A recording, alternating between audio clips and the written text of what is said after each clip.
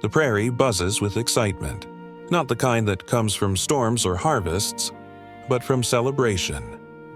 Walnut Grove is preparing for Founders' Day, a grand festival to honor the town's origins, complete with speeches, parades, and a pageant reenacting the noble pioneers who first settled the land. There will be music, food, and a special medal for the first family of Walnut Grove. Everyone assumes the Ingalls will win. After all, Charles helped build the school, the church, the very heart of the town. He's respected, fair, and loved by nearly everyone. But then, a letter arrives. It's from Mr. Edwards. Not the Mr. Edwards of Walnut Grove, but his father, a stern, wealthy man from Tennessee who once owned land here. He claims his family was the first to file a homestead claim in the area, years before the Ingalls arrived, and he's coming to town to prove it. When Mr. Edwards Sr. steps off the stagecoach, he's everything his son is not: polished, proud, and dripping with the kind of confidence that comes from never having wanted for anything. He wears a fine suit, carries a silver-topped cane, and looks at the dusty town like it's a curiosity, not a home. Charles greets him politely, but tension simmers beneath the surface. At the town meeting, Mr. Edwards Sr. presents his documents: land deeds, witness statements, even a yellowed map signed by a government official. The evidence is clear. His family was first. The town is divided.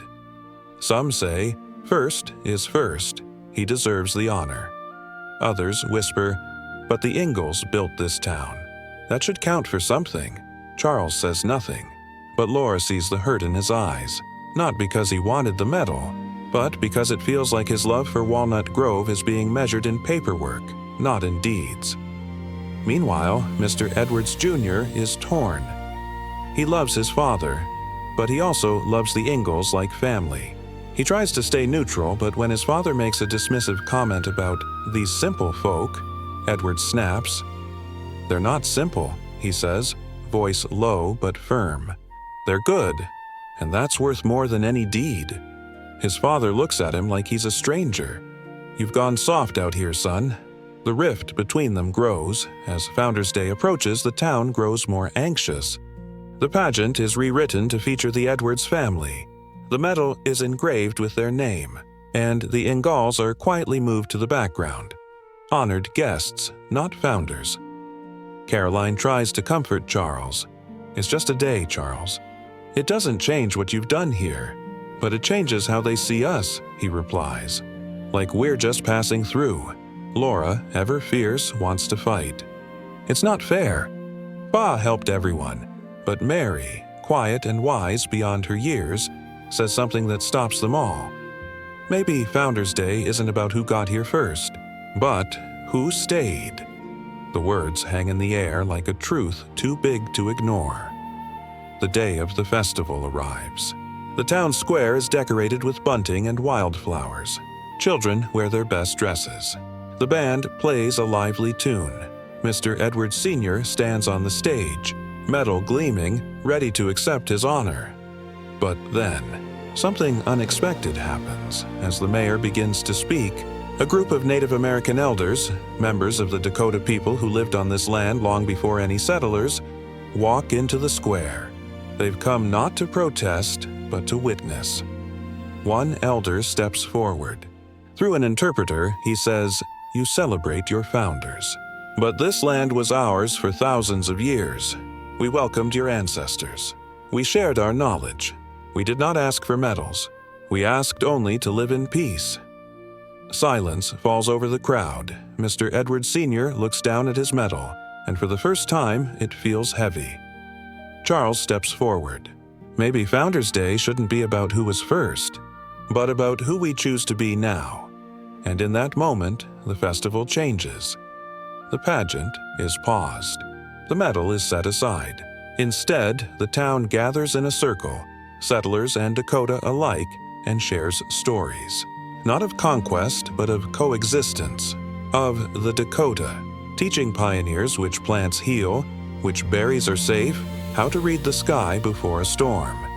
Mr. Edwards Sr. listens, and for the first time, he sees Walnut Grove not as property, but as home, a home built not by one family but by many hands, many hearts, many histories. Afterward, he finds Charles. "I was wrong," he says simply. "This town isn't mine. It's yours, because you love it like a father loves a child." He offers the medal to Charles, but Charles shakes his head. "Keep it, but let's start a new tradition. Founders Day isn't about the past. It's about the future we build, together."